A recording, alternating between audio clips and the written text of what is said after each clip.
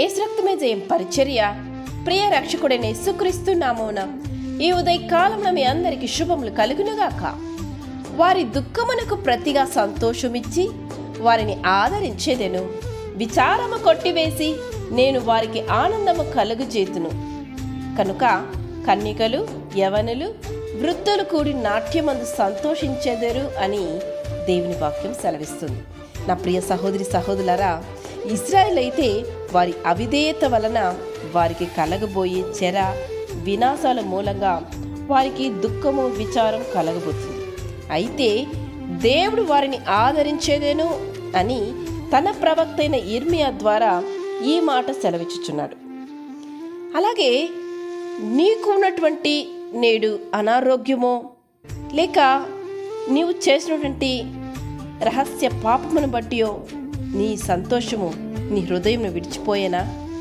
దుఃఖము నీ హృదయాన్ని అలుముకున్నదా? అయితే నేడే నీవు దేవుని ఎదుట మోకాళ్ళని పశ్చాత్తాపపడి ప్రార్థన చేయుము. తద్వారా దేవుడు నీకున్న దుఃఖమును ప్రతిగా సంతోషమిచ్చి నిన్ను ఆదరిస్తాడు. అలసి ఉన్న వారి ఆశను తృప్తిపరచు దేవుడు ఆయన. కృషించిన వారందరినీ నింపుదును అని దేవుడు సెలవిస్తున్నారు. నీ దుఃఖ దినములు దేవుడు సమర్థపరచడానికి ఆయన చాలినవారు. కనుక దేవుని దగ్గర చేసే ప్రతి మూల్గు, ప్రతి మొర, ప్రతి కన్నీటి బొట్టు ఆయన జాగ్రత్తగా చూస్తున్నాడు. ఏది కూడా వ్యర్థముగా పోలేదు, ఏది కూడా చులకనగా చెయ్యబడలేదు. ఆయన వినే దేవుడు, మాట్లాడే దేవుడు. కనుక ఆయన నీ దుఃఖమును సంతోషముగా ఆయన మార్చును.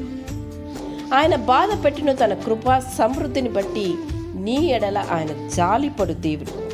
ఏ విషయంలో దేవుడు పక్షపాతి కాడు. ఆయన ఆజ్ఞలను పాటించు వారి ఎడల ఆయన కృపగల న్యాయవంతుడు. కనుక నేడు నీవు దేవుని కొరకు ప్రత్యేకింపబడిన పవిత్ర జీవితం కలిగి జీవించు. ఆయన మాటలకు విధేయత చూపించు.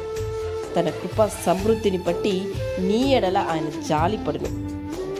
దేవుడు నిన్ను కరుణించి దేవుడై ఉండగా ఆయన వైపు చూసి నీ యొక్క ప్రతి బాధను సమర్పించినట్లయితే నిన్ను దేవుడు దుఃఖమునకు ప్రతిగా నీకు ఆనందమును కలుగుచేసి నీలో ఉన్న ప్రతి విచారమును ఆయన కొట్టివేసి తిరిగి నిన్ను సంతోషంతో ఆయన జీవింపచేయును. ఆమేన్. యేసు రక్తమే జయం పరిచర్యలో మీ సహోదరి. God bless you.